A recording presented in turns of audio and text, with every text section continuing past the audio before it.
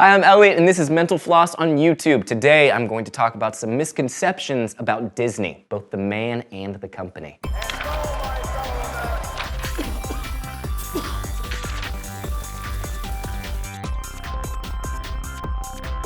Misconception number 1, Walt Disney was cryogenically frozen.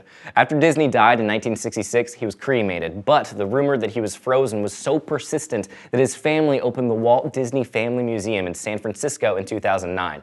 According to his daughter, Diane Disney Miller, other little kids would say to my kids, "Your grandfather is frozen, isn't he?" And I couldn't let that stand. Plus, if he had been frozen, don't you think they would have unfrozen him for the premiere of the movie Frozen? It's like the best possible publicity stunt ever. Use your brains, people. That movie totally flopped. As for where people think his frozen body might be stored, that brings me to misconception number 2. Disney is buried underneath the Pirates of the Caribbean ride at Disneyland. I guess we can't really know for sure, but his family claims that he was cremated and his ashes were placed in Glendale, California at the Forest Lawn Memorial Park. So let's just put this urban legend to rest. Get it?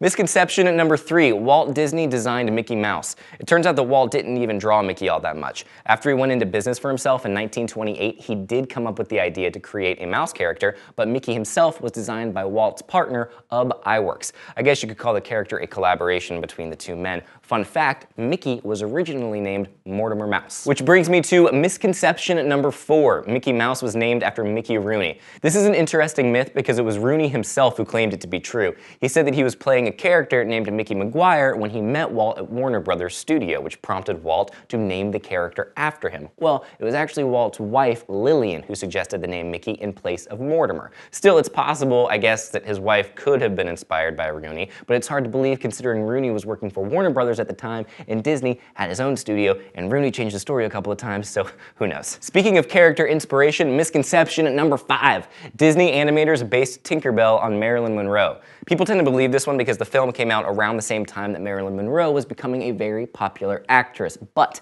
the animators actually hired a model to base Tinkerbell on. Her name was Margaret Kelly, and it took her 6 months of work to pose for the film. She acted out all of the motions that Tinkerbell does. Plus, Kelly modeled for and voiced one of the Neverland mermaids. Misconception number 6, the Disney logo is Walt's actual signature. Actually, Walt's real signature didn't even look like the logo. While he was alive, a few Disney employees were authorized to sign Walt's autographs. The logo that later emerged appears to be a fancier version of the signatures that various employees had attempted. An authentic Walt Disney autograph that looks like the logo has yet to be uncovered. Misconception number 7, the word sex can be seen in The Lion King. So this one is kind of a maybe. There's a scene in the film in which Simba lays down and some dust flies off of a cliff. And if you look closely, it looks like the dust spells out S-E-X for a moment. The film's animators have claimed that it was supposed to look like S-F-X, short for special effects. But you can decide for yourself whether you believe them, okay? You have to admit, it's pretty weird that they chose an abbreviation only one letter off from sex.